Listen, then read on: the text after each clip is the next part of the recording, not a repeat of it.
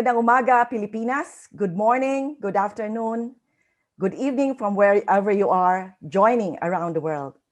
Welcome to today's webinar where we will try to solve challenges to sustainable pathways toward improved nutrition, making the case for school children and adolescents. We are streaming to you live through the SEARCA online learning and virtual engagements platform, or SOLVE for short, via Zoom and Facebook Live. I am Kim Bantayan, and I am a program specialist of the Training for Development Unit under the Education and Collective Learning Department of SEARCA. I will be your moderator for this morning's webinar. The short video shown earlier has given you a glimpse about SEARCA and what we do. SEARCA is hosted by the Philippine government on the campus of the University of the Philippines, Los Baños. So we are coming to you live from Los Baños, Laguna, the special science and nature city of the Philippines. This SOLVE webinar is SEARCA's immediate response to the emerging impacts of the COVID-19 global pandemic on food security by maximizing the use of information and communication technology platforms to inform, educate, and share evidence-based solutions and tested technologies, as well as best practices on the ground. If you are new to this webinar, this is actually the 33rd webinar since it was launched last April 28, 2020. SEARCA's 11th five-year plan identifies, 2020 to 2025, identifies food and nutrition security as one of the priority areas that would accelerate transformation through agricultural innovation. Today's webinar coincides with the 2021 Nutrition Month, calling for continued efforts to address malnutrition in the country, which is expected to worsen due to the COVID-19 pandemic. We have invited speakers who will share with us their respective institutions' programs and initiatives or pathways to address malnutrition, recognizing the need to invest in innovative solutions that are sustainable, evidence-based, and people-centered, as well as develop frameworks of collaboration and accountability between sectors and among various stakeholders. Before we proceed to our online conversation this morning, please allow me to go over some statistics gathered from the SOLVE webinar held on June 23, 2021. The infograph shows that 61% of our online viewers were female and the rest were male. It also indicates that 117 individuals tuned in via Zoom and 182 individuals viewed the webinar through SEARCA's Facebook page. Lastly, we are happy to note that we've had online attendees not only from the Philippines, but also from Timor-Leste, Indonesia, Myanmar, Thailand, and Malaysia. Let me now go over the program flow, which is currently shown on your screen. After my introduction and a few housekeeping rules, we will have our first speaker, Dr. Lyda Hok, Director of the Center of Excellence on Sustainable Agricultural Transformation, Sustainable Agricultural Intensification, and Nutrition, or SAIN, Cambodia. Dr. Lyda will open our online discussion with an interesting presentation on the engagement of high school students in school garden-based activities of agricultural technology parks in Cambodia. Professor Dr. Muchtarudin Mansyur, Director of the SEAMEO Regional Center for Food and Nutrition, or RECFON, Indonesia, follows with his presentation on optimizing school-based nutrition education amid COVID-19 pandemic. Lastly, but definitely not the least, we will have Dr. Julian Gonsalves, Senior Advisor at the International Institute of Rural Reconstruction, or IIRR. Dr. Julian will present to us IIRR's sustainable pathways for garden-based nutrition enhancement in schools. I know you are all excited to listen to our speakers, but let me first encourage you to send us your questions. So how do we do this? For those of you who are tuned in via SEARCA's Facebook page, you may type your questions in the comments section. Kindly indicate your location and or country of origin. If you are tuned in via Zoom, Please post your questions or comments in the Q&A box, which you would find in the menu bar on your screen. Kindly indicate your location and or country of origin as well. Our SOLVE team will collate, curate, and compile those questions, and I will convey them to our speakers. We hope that we will be able to cover as many questions as we can in the time remaining. Please be clear when you are posing a question to a specific presenter, or if it is a general question that anybody can respond to. We will do our best to get as many questions as possible during the open forum. Kindly refrain from posting your email address in the comment section. You can provide this information to us upon responding to our evaluation form and e-certificate request. The link will be posted at the end of the webinar. Please note that this webinar will be recorded and will be made available on SEARCA's Facebook page and YouTube channel. We would like to encourage our first-time online attendees to please like SEARCA's Facebook page and subscribe to our YouTube channel. By doing so, you will regularly receive updates on our learning events, webinars, and recent publications. Today's presentations will be uploaded on SEARCA's website at www.searca.org. The slides shown during the past webinars have already been posted there. For your social media posts, especially on insights or takeaways from this webinar, please use the hashtag SEARCASolve. So let's keep this conversation going online by using the hashtag SEARCASolve. If you have issues or experiencing technical difficulties with the Zoom online platform, please contact us at solve@searca.org. So moving on to today's discussions. Our first speaker this morning is Dr. Lyda Hok. Dr. Lyda is the director of the Center of Excellence on Sustainable Agricultural Intensification and Nutrition, or SAIN, at the Royal University of Agriculture, Cambodia. SAIN was established through the partnership between RUA and USAID Sustainable Intensification Innovation Lab at Kansas State University. The center helps improve food and nutritional security in Cambodia by supporting agricultural research and education and fostering innovation.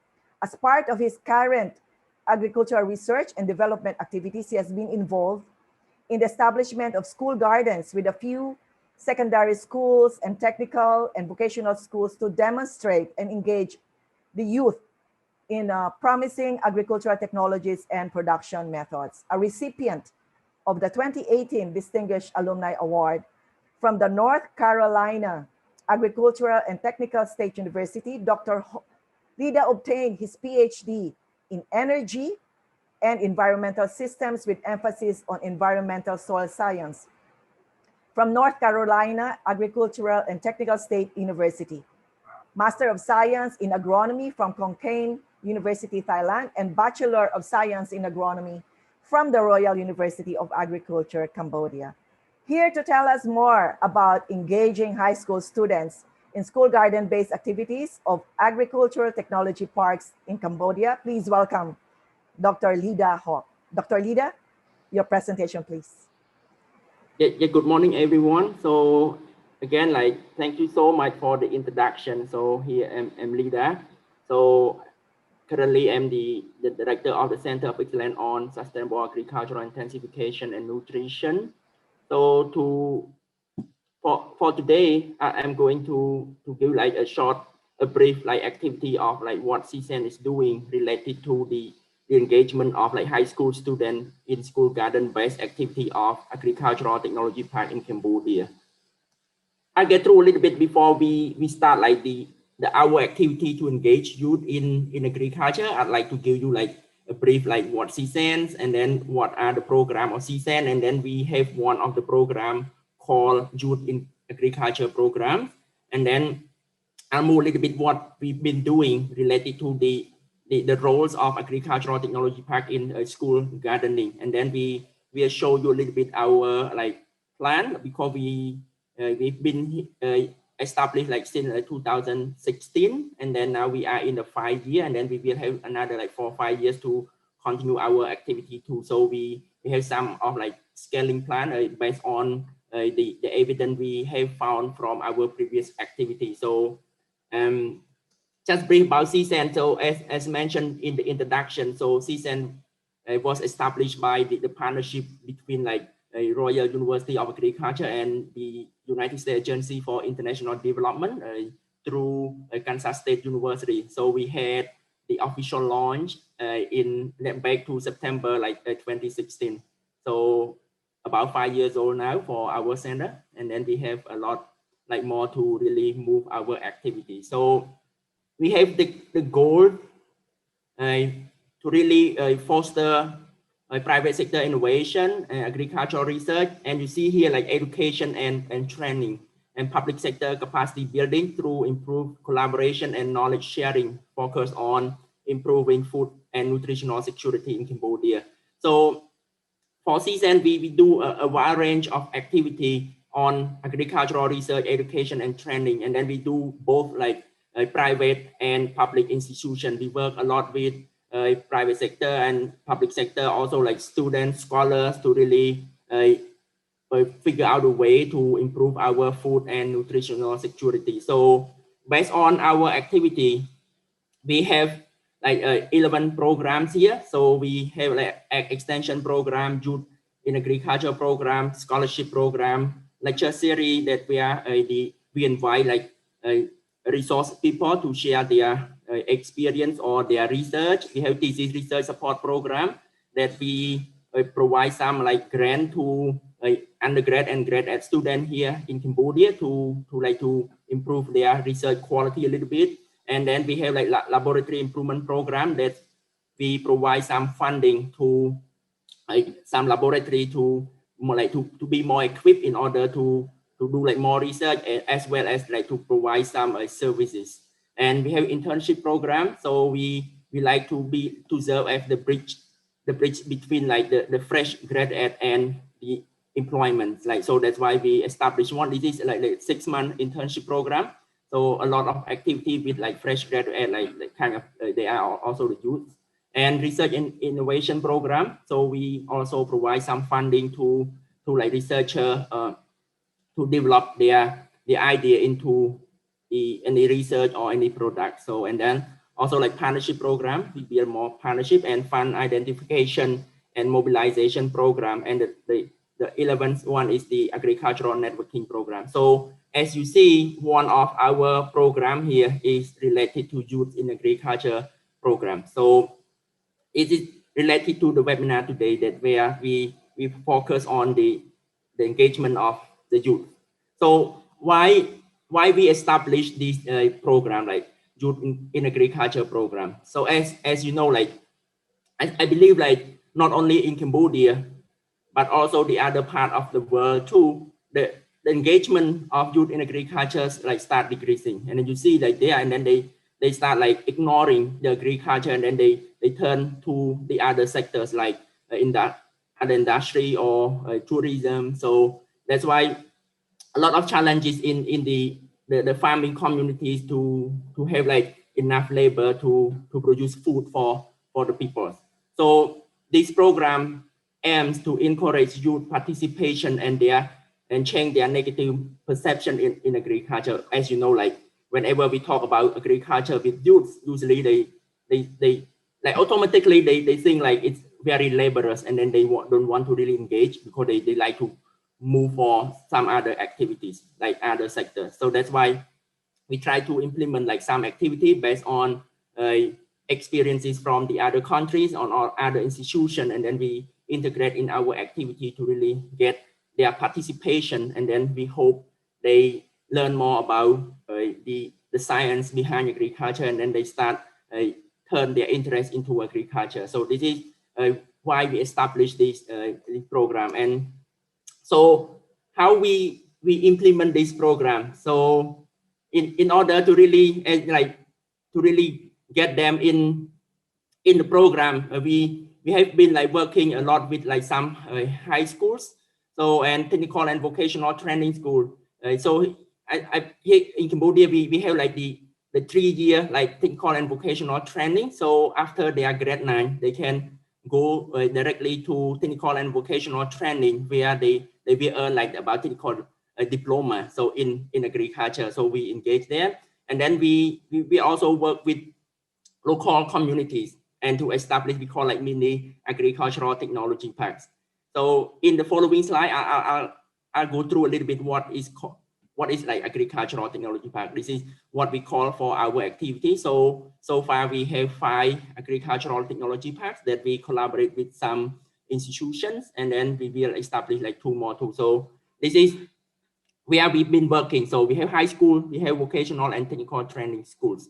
So why we need like, so we need to really get engaged with them, to motivate them to explore the science knowledge behind agriculture. So we want them to know agriculture is a science. It's not just like a laborer's activity to produce food. We can apply science, we can apply technologies in agriculture. So, and then we try to work from during their secondary like education.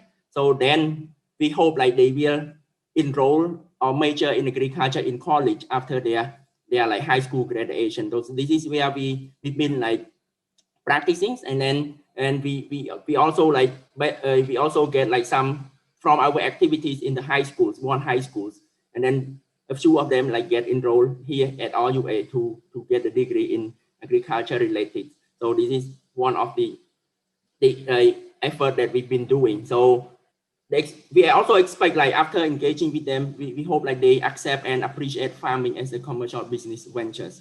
So we want them to really see they can run a business with agriculture. So that's why we try to really work with them, do activity with them to really integrate, like introduce those concepts. And then if this happens, this will improve their income and household food security. So as mentioned earlier, currently is the map of Cambodia, and then we pin like our location of the agricultural technology parks that we have. So currently we have 5 agricultural technology parks. So 1 is located in a high school, 2 in university, and 2 in research station. So we have diverse demonstration, and we based on the location that our agricultural technology park are located. And then we also like establish like the mini agricultural technology park. So it's like smaller size. So we have 1 in high schools and 1 in technical and vocational training schools. So this is what we have like until now to date.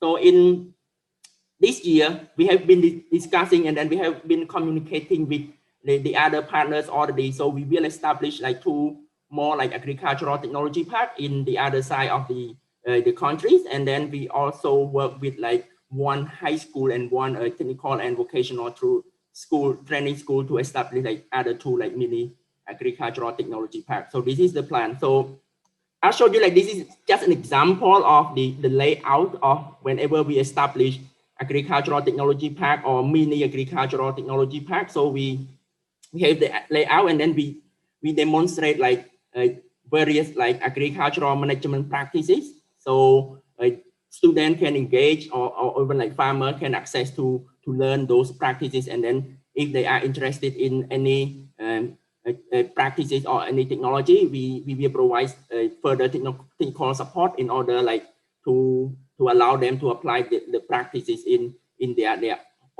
land. So what is the reason like why we established the agricultural technology parks? So here we have like 5 purposes that we've been doing like to really to work in the agricultural technology parks. So one is like learning platform. So we provide this opportunity like this technology park as the platform for everyone to learn regarding the practices on like sustainable agricultural intensification and nutrition. So we demonstrate different practices, different technologies, different like innovation here in the agricultural technology parks. And then it's also served as the research farm. That's where students, scholars, they can design their research, and then they do the experiments there. We we partners with them, we collaborate with them, and we provide the support to really monitor their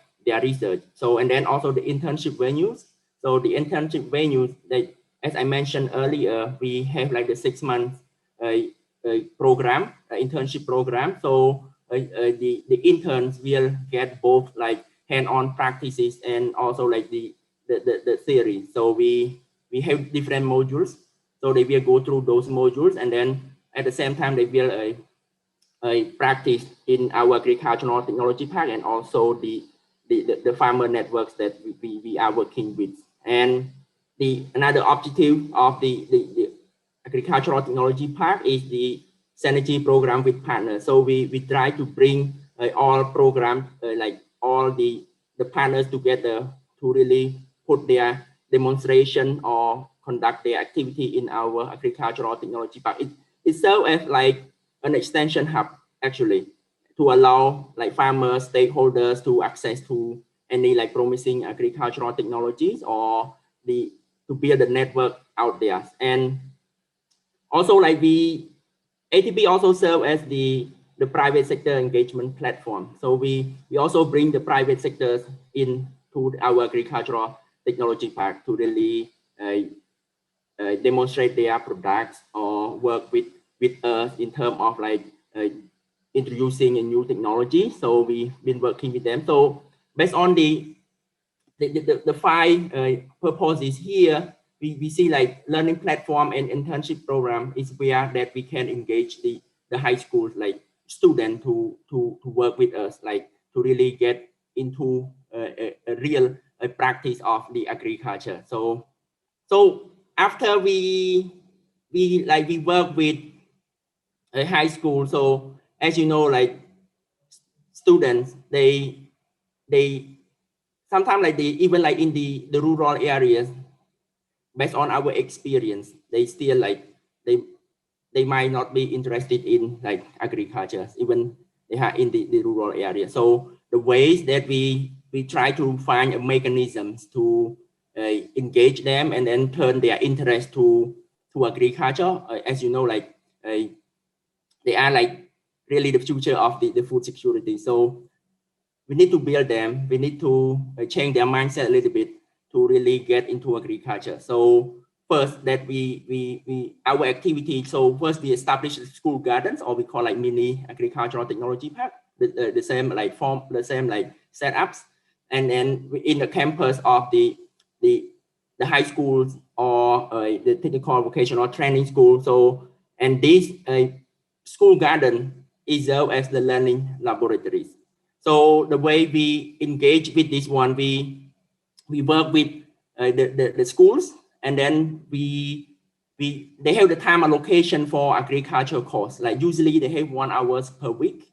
So we work with the students, and then we provide some lectures in class, and also like, and then in like another session, we bring them to our like school garden to really demonstrate, like explain, give more detail, and then provide them an opportunity to practice what they have learned in class. So that's why we call it as a learning platform, a learning like laboratories.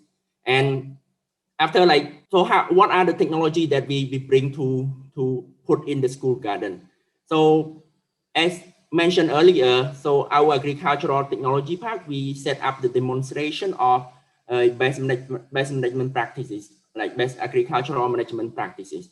So based on our need assessment, we converse with the school and the local people, and then we bring like some practices to demonstrate there in the school garden. So students will get engaged, and then they will work with with us, and then they will learn the technical part of those like practices, and also like the science, because we will like explain, we explain them, and then we bring some concept of their like courses they are taking, for example, like chemistry or biology, how those courses can be applied to the school garden concepts. So we work with them on this one, and then within like for the sustainability of the activity, we engage like agriculture teacher from those schools. So they have their responsible teachers there, and then we provide like some like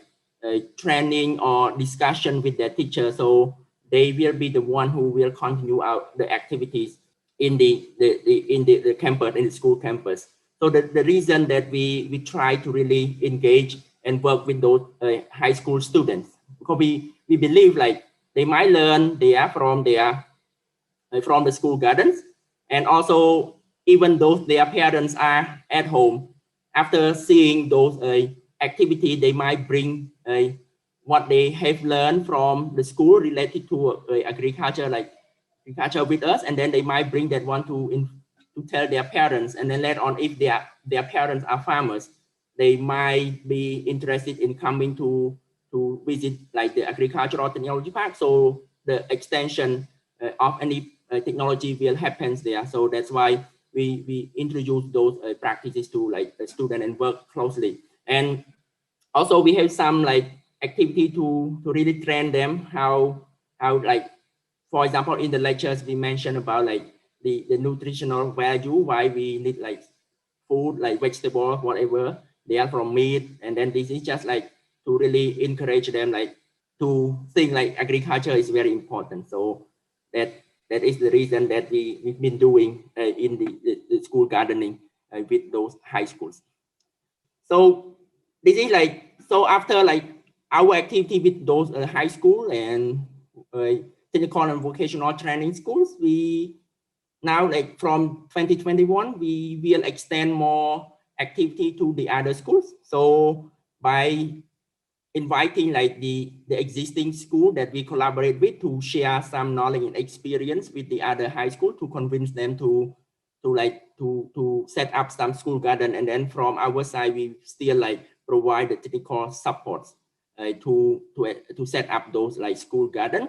And one of the plans too regarding the scaling, we plan to work with the student, like any like in student that they are interested in setting up like maybe food garden like in their house or even like in their community, applying some of the management practices that we showcase in the agricultural technology park or mini agricultural technology park. So we want to bring like the agricultural practices that we know like sustainable agricultural intensification practices into the local community. So we want the community to see how these practices can produce food sustainably. And another plan that we've been like discussing among our team with the donors already like is the life skill in agriculture. So we like to really work like more closely with potential like youth to really introduce the concept of like running a business like to earn like some income for their life. So not just like, because like as you know, like in high school, if they are trained well, so after if they don't really have the ability to go for the college, they might have learned something from our engagement regarding the agriculture skills. So maybe like they can do some like agriculture, and then later on, if they can earn some money or incomes, and then they can move to the college later on if they cannot afford soon after their high school graduation. So this is what we plan. And then we also train the student regarding the agribusiness based school gardening. So we like to see the sustainability of those schools that we engage. So the way that they have the continue their activity. So this is like how we will like work with them, discuss with them, and then bring some model in terms of like agribusiness based school gardening. So this is like our brief about our activity related to like the engagement of high school students in like school garden based activity. So I'd like to end my presentation. I know it's time. So thank you so much, everyone. Thank you, Dr.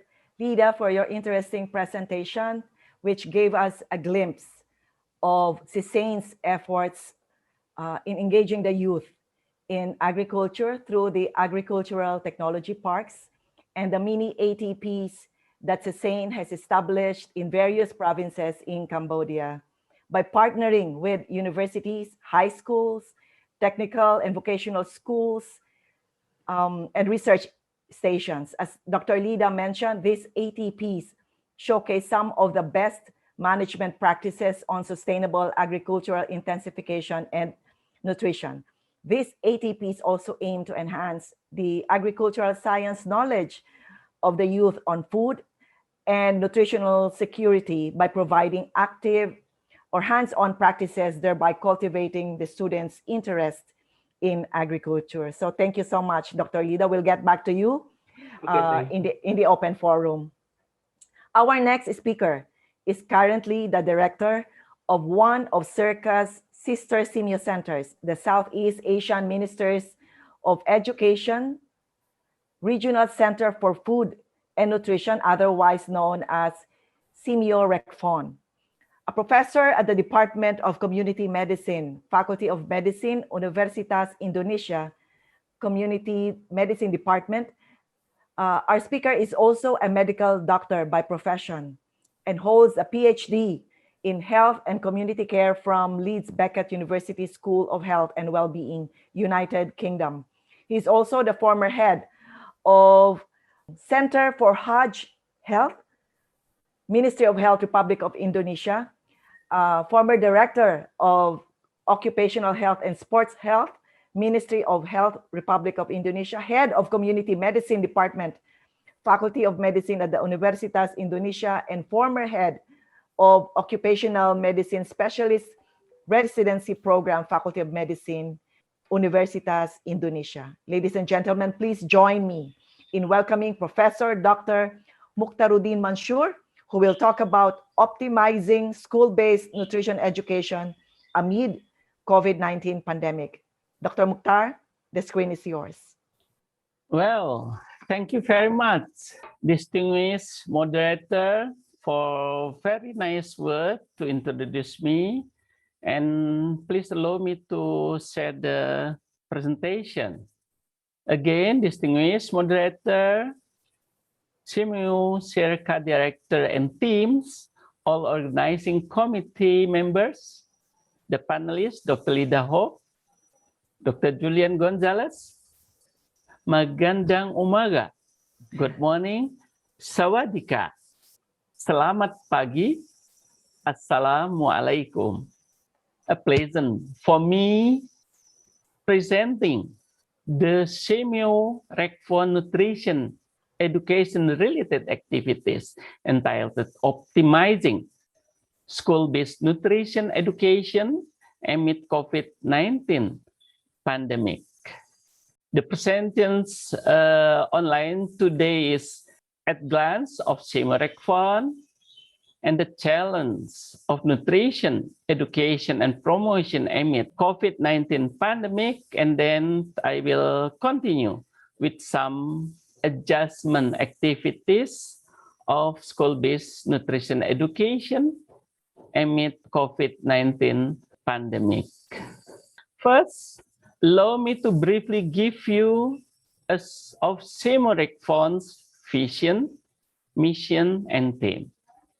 Our vision is a center of excellence for building capabilities in food and nutrition for all in Southeast Asia, with the mission to provide food and nutrition development options for better quality of life for all peoples of Southeast Asia. And we have set the goal, a quality lifespan for stakeholders at various levels through multi-sectoral and inclusive food and nutrition programs and activities suitable in a given context in Southeast Asia. With the mission, that one, we also set our goal, as I mentioned previously, and in the third 5-year development plan, we set the theme of our center as mindful in Southeast Asia, an acronym for multi-sectoral and inclusive nutrition development for upholding life. We have existing two flagship programs called as Early Childhood Care Nutrition Education, ECCNE, as activities to target the prenatal to 5 years old. And we also have Nutrition Goes to School programs with the target of 6 to 7 years old, mean that school age and adolescents. And in the third 5-year development plan, we add one flagship program of Nutrition Goes to Workplace to extend our two existing programs. These three programs is the food-based approach in the context of SDG 2, 3, 4, 6, and 17, and anticipate the Industrial Revolution 4.0 and Society 5.0. We have been facing the COVID-19 pandemic. The COVID-19 pandemic is not only dramatically lost human life around the world and a very challenging public health issues. The economic and social disruption caused by this pandemic is profound influencing food system and has shown its fragility. Border closing, trade limitation, and confinement measures have decreased community from accessing markets, including to buy daily needs and sell their product. Pandemic impact on harvesting crops, disrupting domestic and international food supply chains, and reducing access to healthy, safe, and diverse food. This threat increases malnutrition and health disorders, especially for vulnerable communities, early childhood, and school-age children. They are usually the most population to get an adverse effect. Therefore, the education unit and school-based nutrition education and promotion should be kept continuously done by adjusting the program to the health protocol to control COVID-19 pandemic. Based on that, RECFON have some activities, including train and facilitate teacher to carry out independent learning activities by processing nutrition and health material as part of the curriculum. We do collaborate with higher education institutions in conducting independent campus activities in the school environment and competency development facilities in multidimensional fields for teachers, academics, and students. To the capacity development of teacher and headmaster, we adjust some activities. Previously, we use the face-to-face, but now we use the hybrid blended training, face-to-face, online, and blended training on health and nutrition. We do some webinars for sharing best practice on school-based nutrition promotion, and also training on school-based nutrition promotion management, especially for the headmaster and the school management. By doing these programs, we hope we will contribute to the students' characters building to target the awesome school children. The acronym of physical active, well-nourished, and smart of me, with the strong characters, respect each other's, prioritizing togetherness, behaving in hygienic and healthy life. That is very contextual with the COVID-19 pandemics currently, come along with nutritional literacy and the use of local food in maintaining food security.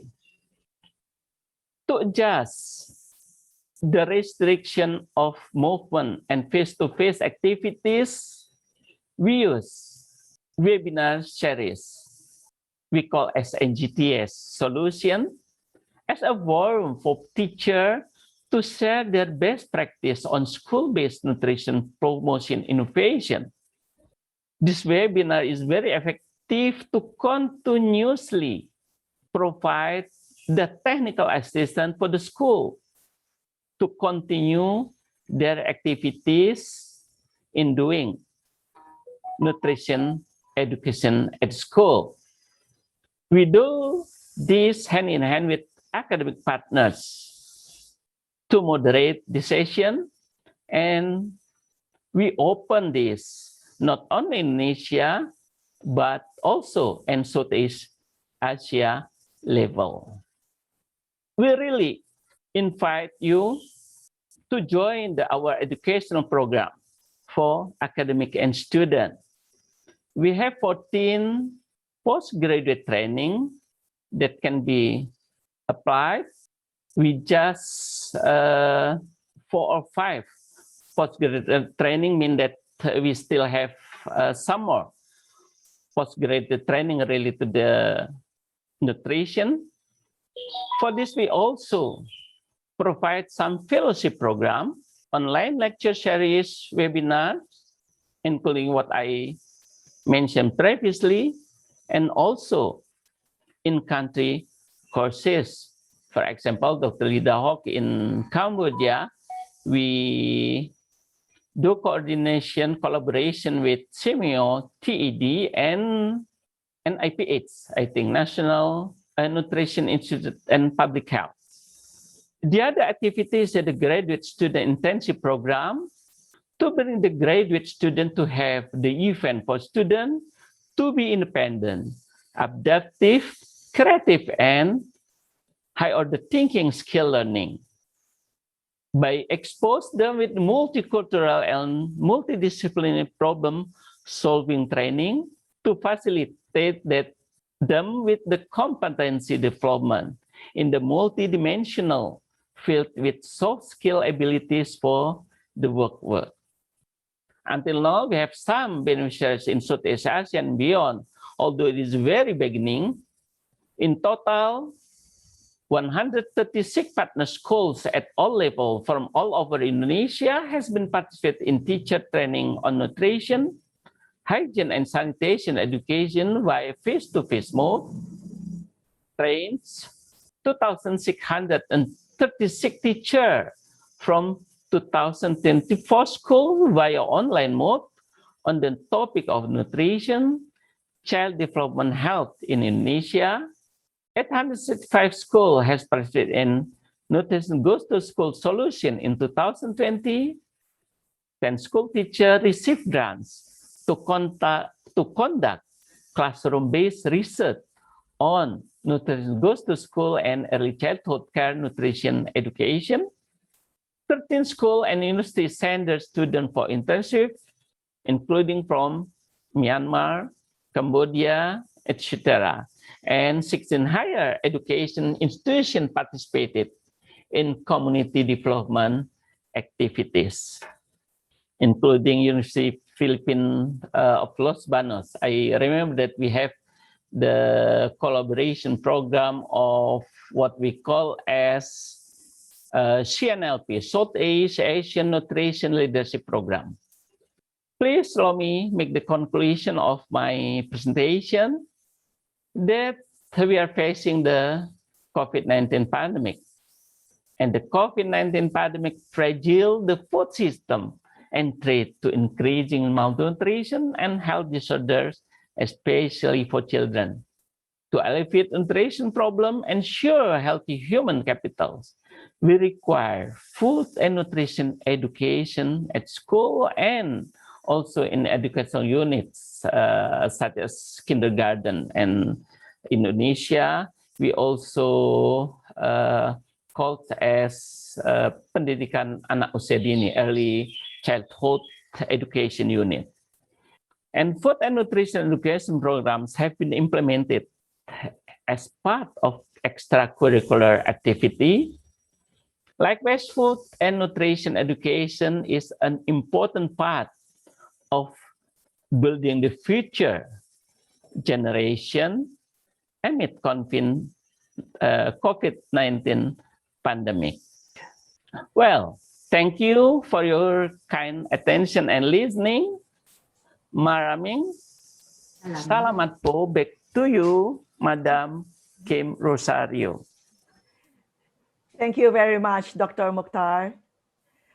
Thank you for sharing with us RECFON's third FYDP or 5-year development plan.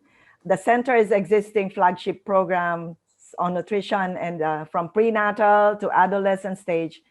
And you also mentioned that RECFON has a new flagship program on nutrition for 18 years old and above. So that's very good to know. So Dr. Mansyur noted that the COVID-19 pandemic has disrupted, indeed, it has disrupted food systems around the world, posing serious threats to increasing malnutrition and health disorders among school-aged children, low-income, and poor, vulnerable communities. So to address these challenges, Dr. Mansyur highlighted RECFON's educational unit-based activities, capacity building activities for teachers and headmasters, such as face-to-face, online and blended training programs on health and nutrition, school-based nutrition promotion management, as well as they also have webinars like this.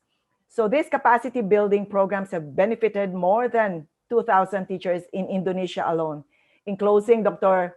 Mansyur emphasized that food and nutrition education is an important part of building the future generation amid the COVID-19 pandemic. Thank you so much, Dr. Mansyur. We'll get back to you during the open forum. So again, may I remind our online attendees watching this webinar via Facebook Live, so please start typing your questions in the comment section, including your location or country of origin. If you are tuned in via Zoom, please post your questions in the Q&A box, which you will find in the menu bar on your screen. Kindly refrain from posting your email address in the comment section. You can provide this information to us upon responding to our evaluation form and e-certificate request. The link will be posted at the end of the webinar. So while waiting for the next presentation to be shared on screen, please allow me to tell you more about our last speaker. Dr. Julian Gonsalves is an internationally recognized scientist in the field of agriculture and rural development. He has served as evaluator of programs concerning food security, agrobiodiversity, value chain, and climate-smart agriculture. He has served as Vice President of the International Institute of Rural Reconstruction, or IIRR. Currently, he is a technical advisor and team leader of various IIRR programs and projects. He has received several awards, including the Sustainable Agriculture and Rural Development Award from Germany and the Global 500 Roll of Honor Award from the United Nations Environment Program, or UNEP. Dr. Gonsalves has proposed, field-tested, and developed the participatory workshop process for documenting best practices. For the past 3 decades, Dr. Julian has promoted regenerative and agroecological agriculture approaches for smallholder farms. He earned his doctorate degree in extension education and international agricultural and rural development from Cornell University. Dr. Julian also served as the Scientific Advisory Committee for CIF-SRF program on food security at IDRC Canada and sits on the Strategic Partnership Committee of CICAFS. Here to discuss some sustainable pathways for garden-based nutrition enhancement in schools, please welcome Dr. Julian Gonsalves. Dr. J, the screen is yours. Good morning, everybody. And good morning, Sir J. Listening to these two presentations by Dr. Lyda and Dr. Mansyur, I almost forgot that I am one of the speakers. The two previous speakers have really elaborated on so many dimensions of school nutrition. But I will try to focus on some very practical ideas, and I hope that will be of use. And I will highlight work in the Philippines. Okay, so so basically, I will be talking about the integrated school nutrition model in the Philippines. And if you have more questions, I also have colleagues from IIRR who might help answer that. And I will go through the discussion one by one. I won't be elaborating on all these aspects. We can talk about it some other time. But IIRR and SEARCA are partners on a number of initiatives, and we're happy to share this experience. The basic thesis here is that gardening, nutrition education, and feeding has to be better integrated, which in the Philippines is called integrated school nutrition, which will not be the entire focus of my presentation, but it's the context for which integration is important. And I think this is an important reminder that you can't work in silos. And I'm not saying it's easy to do this. So these lighthouses exist all over the Philippines, and I will say more about it later. And the idea is that these lighthouse schools become a focal point for learning at the school district levels. And these are already in place. This is a partnership with the Department of Education. This is not an IIRR program. This is a Department of Education program that IIRR collaborated with them for 5 years, and that is the basis of some of our discussion. However, one of the focus of my presentation, in order to make this different from all the different high-level discussions that we have had in this last week, yesterday and day before, the UN food systems meetings, we would have meetings from 7 in the morning to 4 in the, from 7 in the evening to 4 in the morning. I try to focus on some down-to-earth concepts. The key concepts here are diversification and sustainable intensification of school gardens, which Dr. Lyda has already emphasized. The conservation of locally adapted nutrient-dense crops, which we are losing. And what we're saying is that at least half the crops promoted should be local and indigenous or adapted. And the rest of them could be new, modern, as a way of trying to conserve resources even as we improve. So we use organic practices on small scale, on bigger scale, good agriculture practices. But in schools, it is totally organic because for various reasons, including the fact that these programs support feeding efforts. So soil regeneration is an important part of it. In this last few weeks and months, everybody's been talking about nature-friendly agriculture. So we're talking about how do you build the biodiversity levels below ground. And this is an aspect that we are going to be studying very soon, because we have been gardening in some plots for more than 10 years. So it's a good time to study what is happening to the microbes and the fungi and the earthworms below the ground. Another thing about gardens, and like Dr. Lyda was mentioning, these gardens sequester carbon. The fact that you have crops in different stages of production and the fact that you have shrubs enhances carbon sequestration. The fact that you have a big range of crops suggests that you can also conserve water.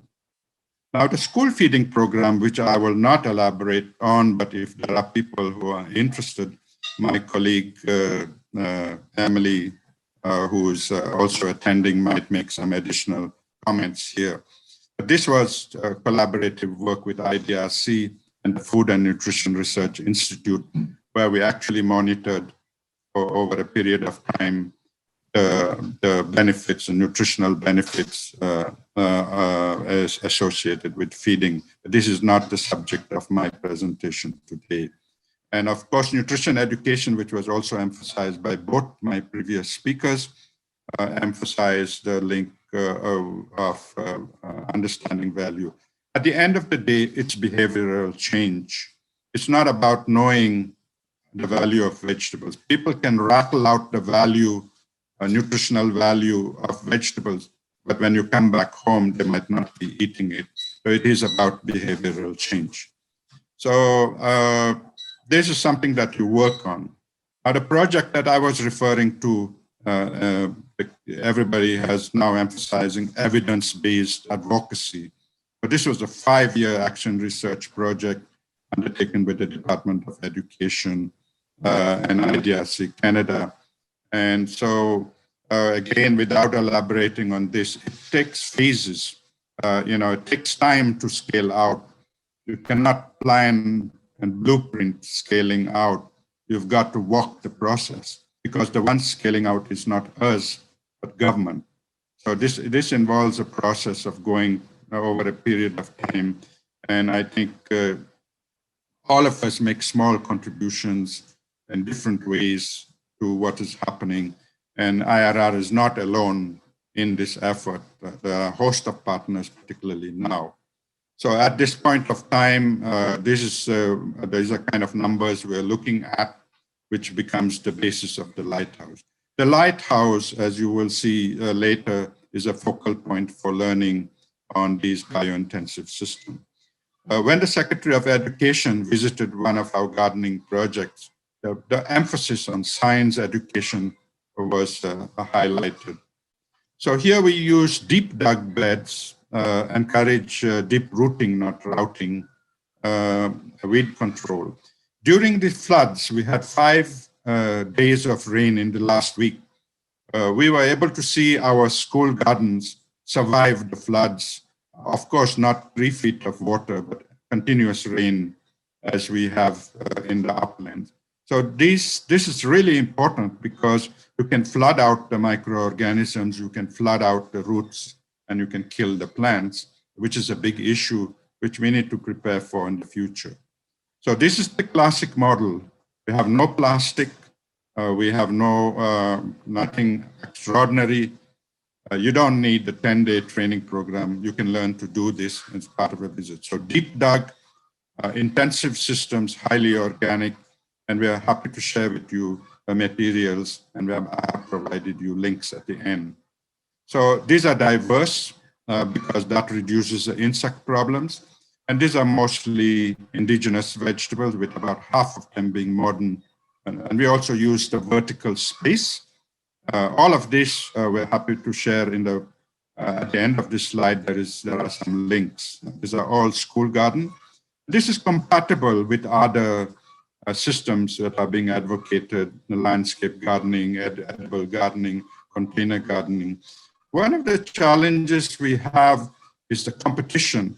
There's nothing exclusive about what we are doing. All of us need to work together. All of us need to complement what we do. Now, in our approach to nutrition sensitivity, we do not try to advocate specific quantities of food. Principles, yes, but in terms of what to eat on a day-to-day basis. We provide diversity. We ensure diversity so people can decide what to eat, how to combine it, and all that. And yesterday, I listened to a presentation from Romblon University that the SEARCA co-organized, and there was the whole discussion of birds, and it came really home to me about the value of gardens as repositories of nature. I have a garden myself that Kim, Naya, and others have visited, and you can see birds, you can see butterflies, hopefully no snakes in my garden. But that kind of diversity mimics nature. So you have pollinators, and I know it's not clean, but there's about 35 different kinds of vegetables growing in this particular case. Now, because of the problem with typhoon, we plant Gliricidia on the boundaries of these systems. They sequester carbon both above the ground and below the ground, and we are estimating that over a period of time. On the right side in the corner, you can see one of the plants being cut. That is the height that you cut these trees. You do not cut them at the lower level. We've been working on these systems for 15 years.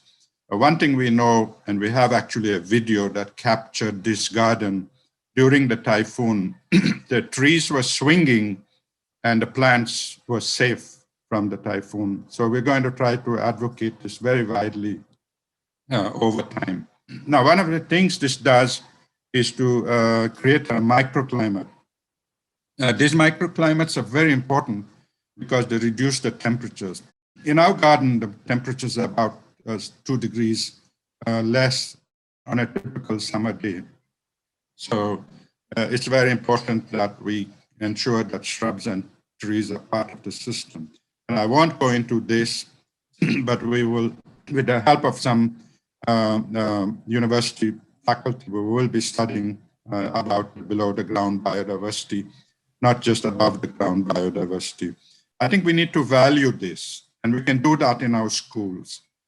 And we do know that microbes, fungi, earthworms need air, they need organic matter, they need carbon.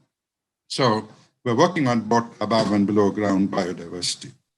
The other concept has been that of the crop museum, and the concept of crop museum is also now nationally included. What is a crop museum? And we have briefs that we can share with you. It's part of the Department of Education program. It was first tested in a small scale and then scaled out now nationally.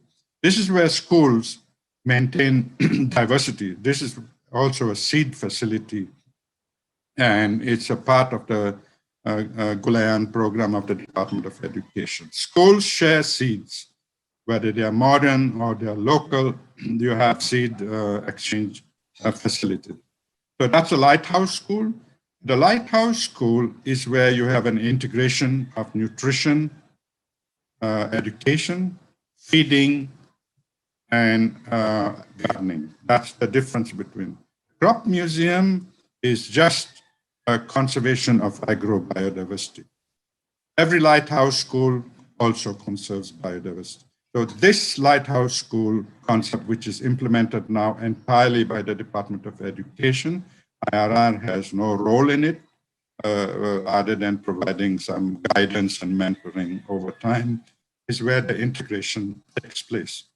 Now, typically, 26 to 60 different crops are grown in a school. This is part of the IDRC research.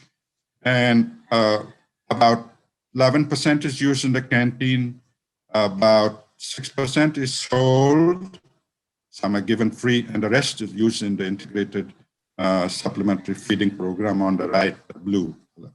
So there you can see a number of Department of Education. So whatever we do on the ground we need to be able to influence the advocacy and the policy. So I think this is very, very important part of our work. But we have to be able to let go. You cannot control the processes. You have, if we are in a process of helping, we help. Outsiders can help, but insiders must do the job.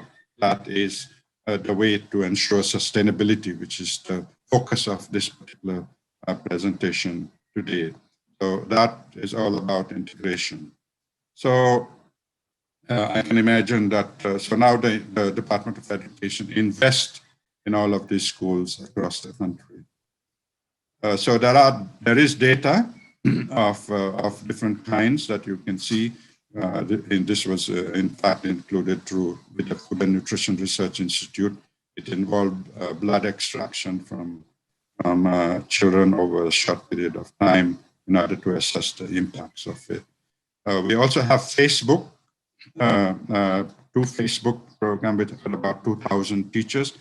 Unfortunately, it's they're strictly for teachers because of various experiences we've had with people trying to sell all kinds of products. So there's an administrator who ensures that this is for school teachers.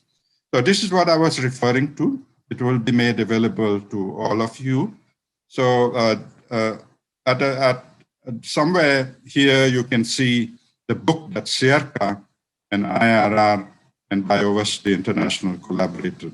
This is one of the reasons I got invited, is because SEARCA and IIRR are working on this particular aspect of work. So this is where SEARCA and IIRR and others contributed. It's probably one of the books that you must try to get hold of electronically. Here we have also, it's all about nutrition. You're welcome to look at that. And what I find is, I think this is the one that we produced with SEARCA. And this is on climate smart villages. And it is based on the roving workshop that IIRR and SEARCA did. And we hope that once this pandemic ends, we can do some roving workshops jointly with SEARCA and some of you to some of these climate smart villages in different parts of Asia. So thank you very, very much. Thank you, Dr. Julian, for sharing with us IIRR's programs for garden-based nutrition enhancement in schools through the ISNM, which enhances the synergy of existing DepEd programs such as the school-based feeding program and the Gulayan sa Paaralan program, along with nutrition education for better nutrition and food security outcomes. Dr. Julian also discussed the bio-intensive garden, which is an agroecological approach to gardening, providing opportunities to demonstrate nutrition-sensitive and climate-smart agriculture, safe food, and resilient gardens.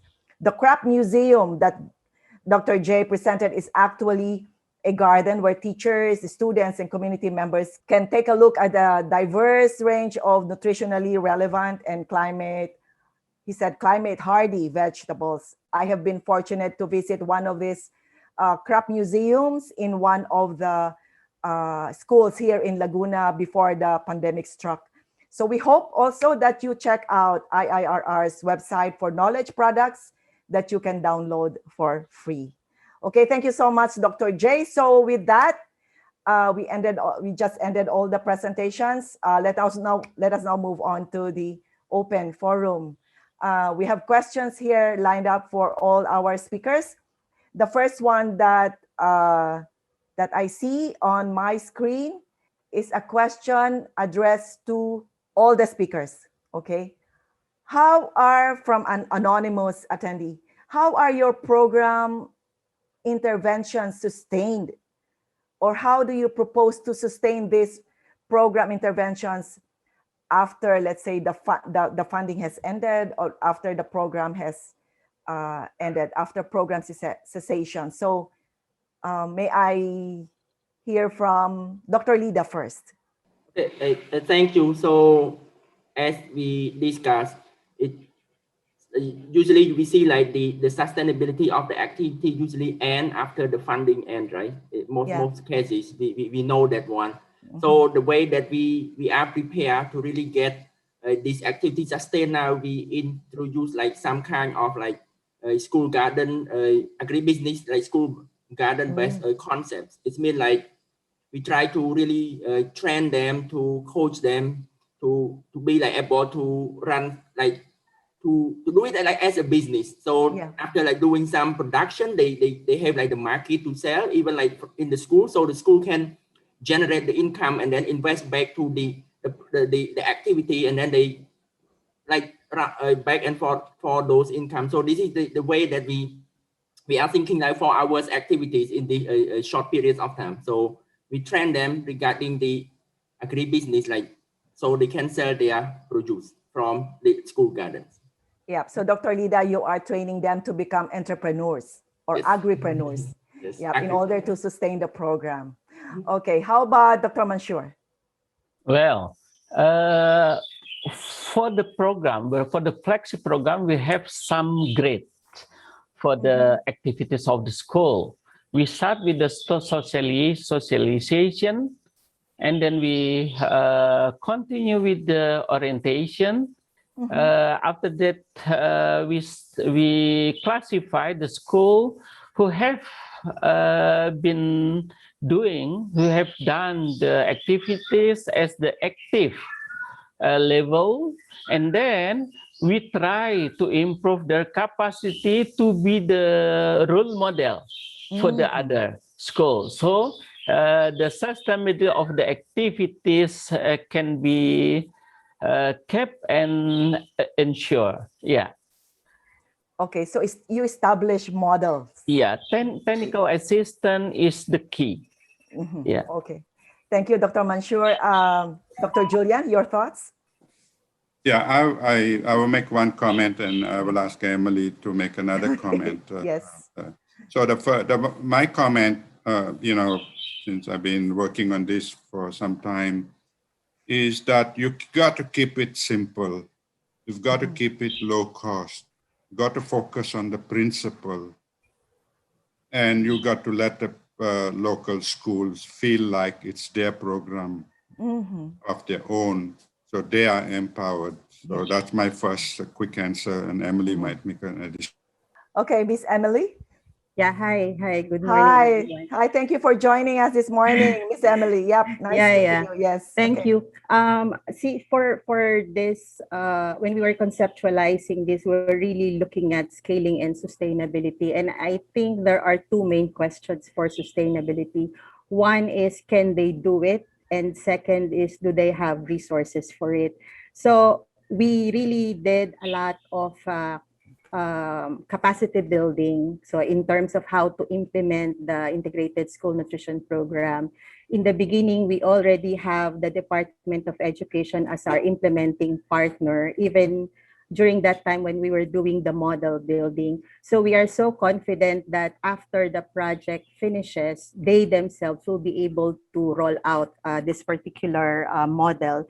And in terms of resources, as during the presentation of Dr. Julian, we really had the investment made by the Department of Education, since this is an evidence-based advocacy, and they have recognized the benefits that it can generate with the integration. So afterwards, a lot of memos, a lot of national guidelines have been developed so that it can be scaled nationwide.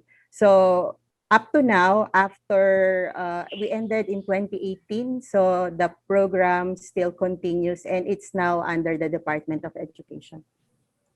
Yeah. Okay. Thank you, Miss Emily. So I forgot to introduce Miss Emily. Miss Emily is Miss Emily Monville Oro is the country director, Philippines, of the International Institute of Rural Reconstruction. Thank you, Miss Emily. So what Dr. Julian said, to sustain the program, one is to empower. Empowerment is the key.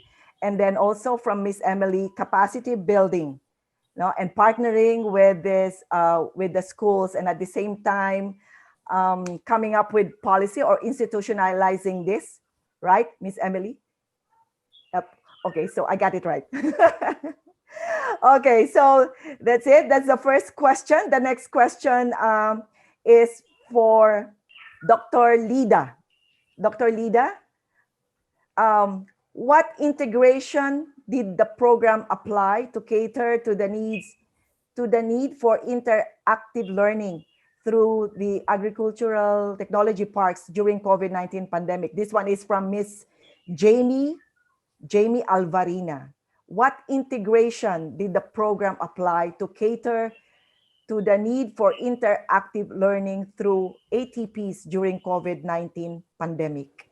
Okay, thank you. So, as you know, the pandemic is still on, and then here the school are locked down, so there's no student in the campus.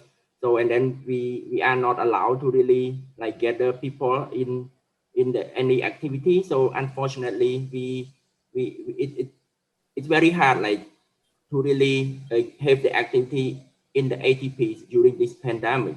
So we've been trying to really produce some kind of introductory video a little bit regarding the technologies, the activity there. So, but it's still very limited in terms of engaging schools during this lockdown. How is it answer the question? Yep, it did. Thank you, Dr. Lyda. From Miss Neria Rohel to Dr. Lyda Hok and Dr. Mansyur. To Dr. Lyda and Dr. Mansyur, the question is, what have been the factors that facilitated the successful implementation of the school-based nutrition initiatives in your countries? And then there's a follow-up question, what have been the constraints encountered? So back to you, Dr. Lyda, what have been the factors that facilitated the successful implementation of school-based nutrition initiatives in Cambodia? Based on our experience, I believe like as Dr. Emily mentioned earlier, and Dr. Julian too, like the empowerment of the school to own to own those programs, to own the activities is very critical. And then later on, there should be like some kind of integration of that program, of that activity into the formal curriculums. So whenever it's, because if we are working in the schools, so whenever the activity is integrated in the curriculums, it will be there. So I believe this might be like the option that I have, like based on our experience here in Cambodia. Thank you. Thank you, Dr. Lyda. So integration of the school-based nutrition program in the curriculum, and then encouraging them to embrace this program, to treat it as if it were their own, right? Yes. How about you, Dr. Mansyur? What is your take on this? Yeah. Yes, this is very challenging. Very good question, because the commitment is the key. Yeah. To build the commitment, we use the DEPIS approach, is how to increase the demand of the schools and stakeholders, and then based on the demand, we supply what they need, what they lack of sources, and we identify what is the challenge of them, and then we support with the policy advocacy related to the local government and also the school management. And then we also support with the information system to ensure the monitoring and evaluation of the program, so that will be continuously solve the problem they have been facing. Yeah. Yeah. Thank you, Dr. Mansyur. So you said you will look at the demand of the school and then the stakeholders, and then look out also at the supply, and then the support in terms of policy advocacy, right? Okay. Yeah. So then the follow-up question is, what have been the constraints encountered? Dr. Lyda, did you encounter any challenges, any problems? Dr. Lyda. I believe Dr. Mansyur mentioned a little bit about like commitment. Yes, okay, yeah. Commitment, yeah. Like not only from the school, but also from the students who we engage with. So they both, like both parties need to really move together.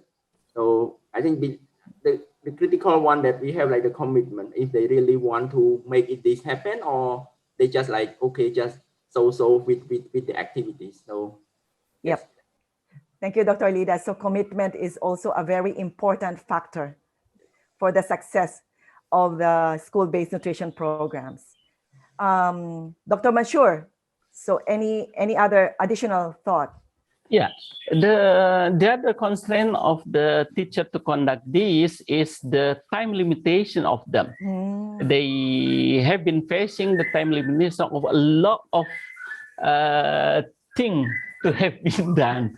Yeah. And then the important thing is this should be linked to the key performance indicators.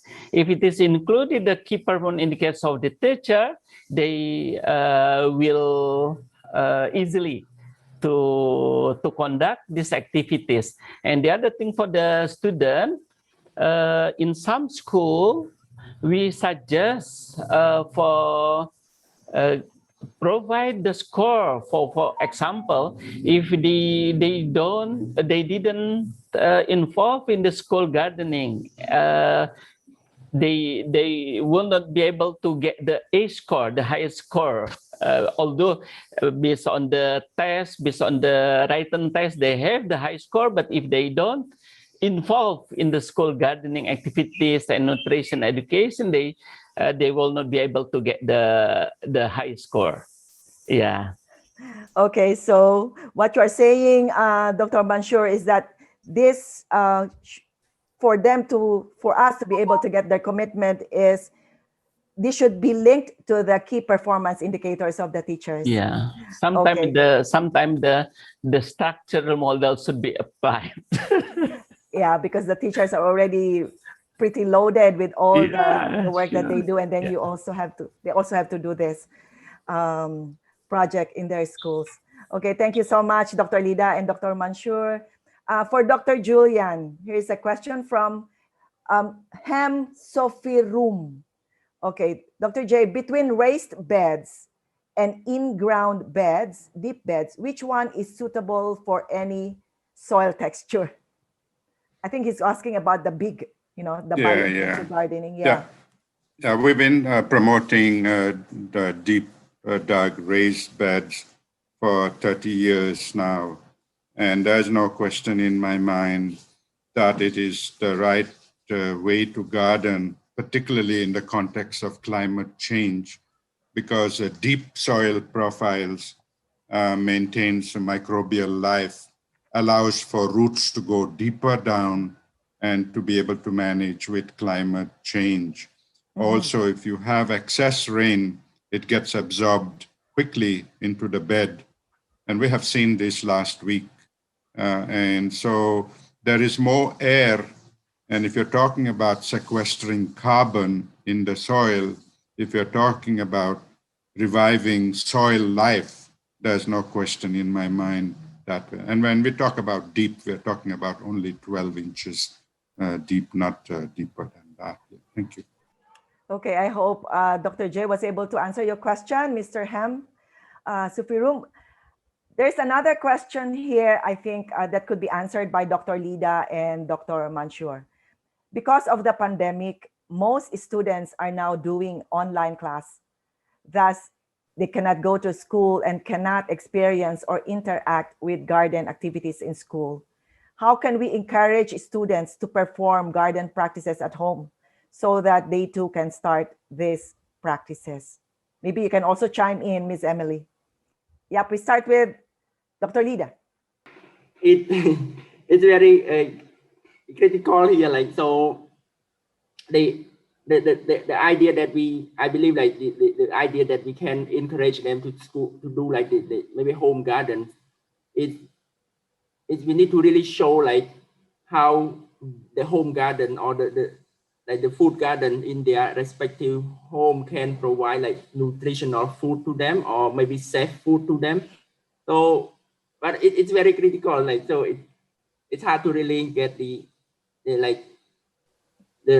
direct answer to these questions. So, but really like bring them like to see the benefit of having the school like or diverse like school diverse home gardens in or diverse vegetables at home for their like home consumption is the way that I am thinking of now.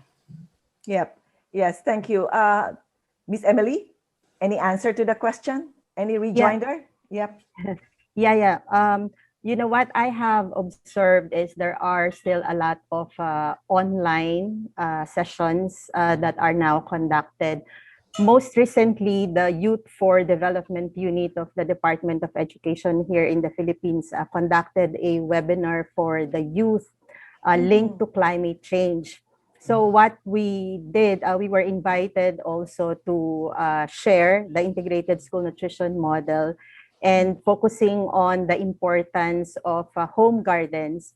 And as what I think as what Dr. Lyda had mentioned, now it's really linked to food security and nutrition because this is what has been highlighted by the pandemic. People recognize that there is a need to grow your own food, make it more nutritious, using the indigenous vegetables that are nutrient dense and also easy to grow.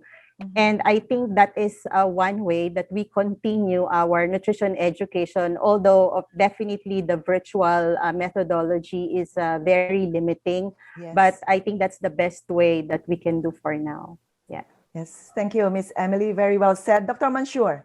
Yes, Dr. Emily.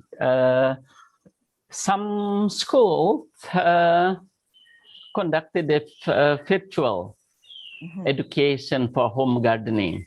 They provide the plant seed that the student can implement with the guidance of the teacher, and they make a report, because we know that the school gardening is a media for the student to learn about the science, about the nutrition and others.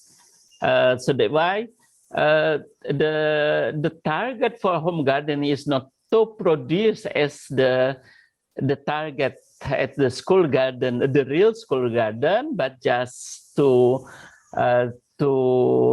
prevent the loss of knowledge from the experience in school gardening. For your information, our nutrition goes to school is integration of the nutrition education, school gardening, physical activities, and also for what's in school, water and sanitation and hygiene in school. And all of these can be conducted virtually at home. Yeah, but we know that is very limited, because the challenge is the participant of the student is not 100%, just even less than 50%. Yeah. Yes, doing it online is really quite challenging. So next, I think we're down to our last question. There's a question here from an anonymous attendee. What are the basic facts to maintain school gardens for long-term goal? Can anybody answer that? What are the basic facts to maintain school gardens for long-term goal from Myanmar or in Myanmar? Dr. Julian is typing an answer. Perhaps you can, just verbally answer the question so that our Facebook viewers can also hear your answer. Yes, there's no question that without a policy framework that supports school gardens, we might have a challenge introducing school gardens. One of the, we have tried working in Nyangwo, Yangon, and in Chin State, and in Shan State. We have had successes in the remoter areas. But in Yangon, there have been some challenges with sustainability. Yes. So that is an issue. Now, if there is a policy framework that supports gardening and a strong policy framework like, sorry if I compare the Philippines, but the Philippines has one of the strongest policy frameworks to support gardening anywhere in the ASEAN countries. So that has been a challenge, but so we should not give up the work on trying to introduce gardens in Myanmar. Currently, it needs a stronger framework. And my suggestion to my colleagues from Myanmar, start wherever you are. Start in small schools. Demonstrate that you can do it differently, and then try to influence policy. That would be a good way to do it. Thank you, Dr. Julian.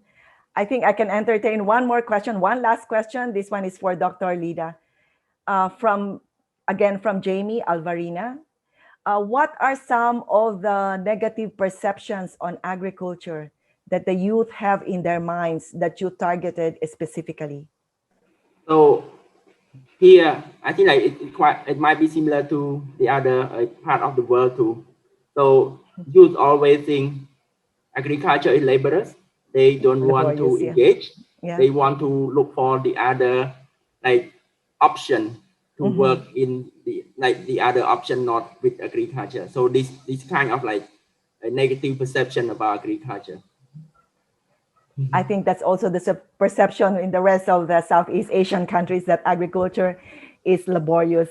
It's tedious. Yes. There's a comment here.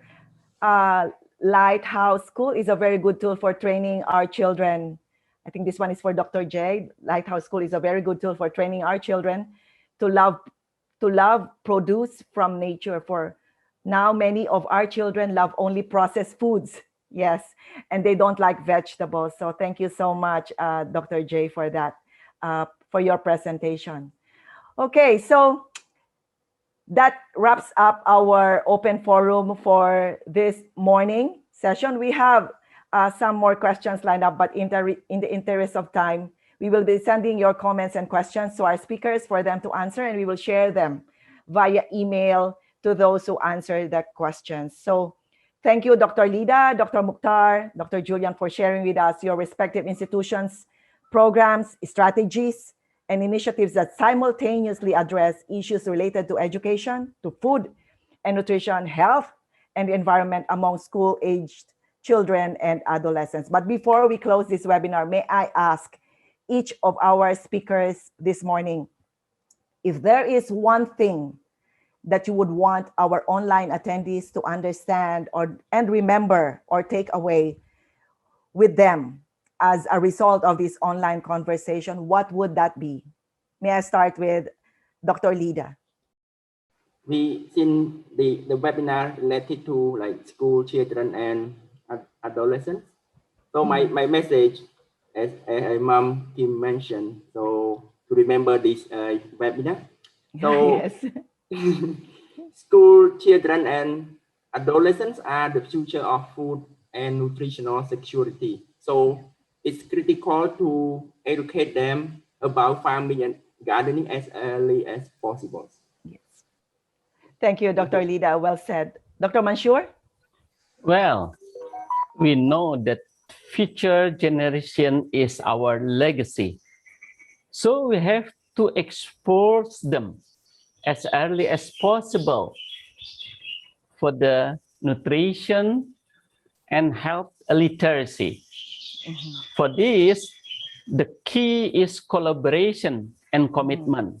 Yeah. So we invite you all to hand in hand to do collaboration for the school-based nutrition education. We can see that what Dr. Lyda Hok done, Dr. Julian, is very, very valuable.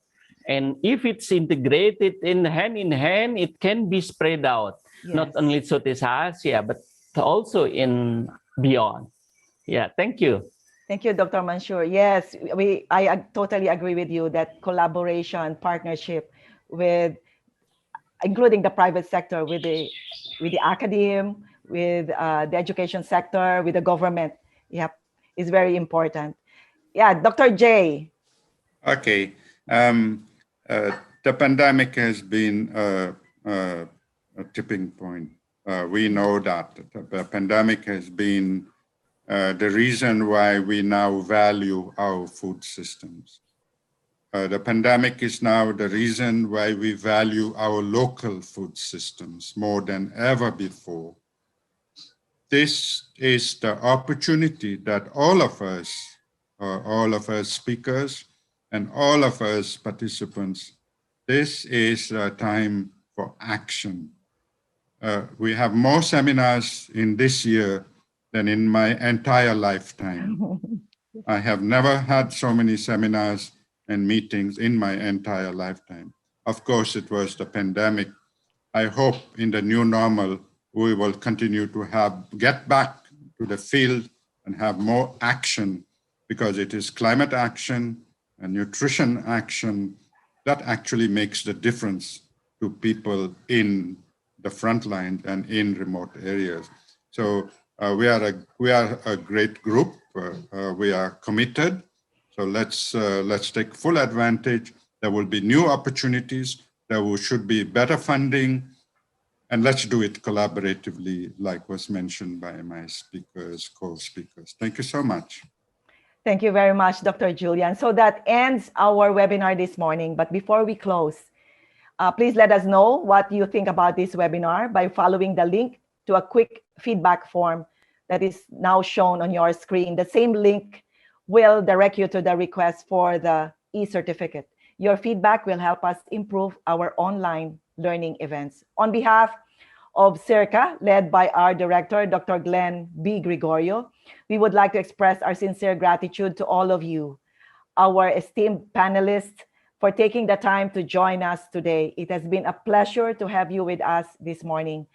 Please join us again for our next online conversation on August 11 at 10 o'clock in the morning. This will be organized by SEARCA Youth Ambassadors Platform, or SIAP, with the theme Gender and Youth in Agricultural and Rural Development. Please check out SEARCA's Facebook page and website for more details.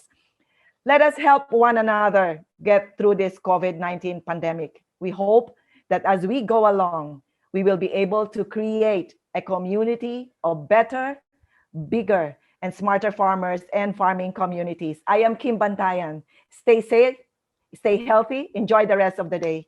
Goodbye, everyone.